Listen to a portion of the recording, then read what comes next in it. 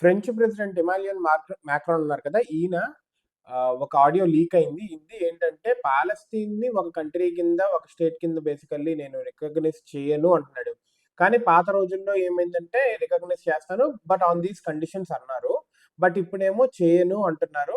Major reason ఏంటంటే Hamas వాళ్ళు disarmament అంటే వాళ్ళు ఇంకా హమాస్ వాళ్ళు ఇవంతా they should not in to this firing and everything.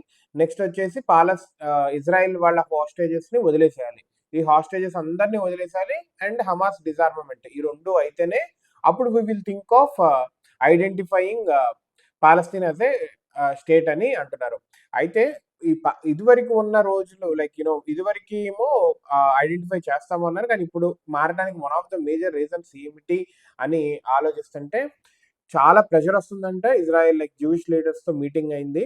So ఈ లీడర్స్ నుంచి చాలా ప్రెషర్ వస్తుంది ఒకటి మ్యాక్రాన్ కి. నెక్స్ట్ వచ్చి ప్రైమ్ మినిస్టర్ ఆఫ్ ఈ ఫ్రెంచ్ ప్రైమ్ మినిస్టర్ ఎవరైతే ఉన్నారో వాళ్ళని తీసేశారు రీసెంట్ గా. ఇంకా కొత్త ప్రైమ్ మినిస్టర్ వచ్చి వాళ్ళ కౌన్సిల్ అరేంజ్ చేయాలి. ఈ టైంలో ఇంకా కౌన్సిల్ అనేది వాళ్ళకి మొత్తము అరేంజ్ అవ్వక ముందే, ఫామ్ అవ్వక ముందే, కొత్త ప్రైమ్ మినిస్టర్ వచ్చిన తర్వాత they don't have a capability or ability to identify any other state. గుర్తించడానికి వీళ్ళకి అర్హత లేదు. ఎందుకంటే వీళ్ళకి ఇంకా అక్కడ అసెంబ్లీ కానీ ఇలా కౌన్సిల్ కొత్త ప్రైమ్ మినిస్టర్ వచ్చిన తర్వాత ఫామ్ అవ్వాలి కదా, అది అవ్వలేదు. These two are the main reasons. Pressure ఒకటి ఎక్కువ ఉంది, ఇది ఎక్కువ ఉంది. అండ్ సౌదీ అరేబియాతో కలిసి సెప్టెంబర్ 22న యుఎన్ లో ఇద్దరు కలిపి చేయనున్నారు. So this is one of the reasons ఈ పాలస్తీన్ ని రికగ్నైజ్ చేయను అని చెప్పటానికి అని people are talking about it.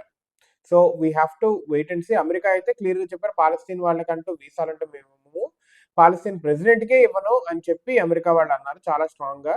So we have to wait and see how these western nations అన్ని ఒకే తాటిపై ఉంటాయా ఉండవా అనేది we have to wait and see.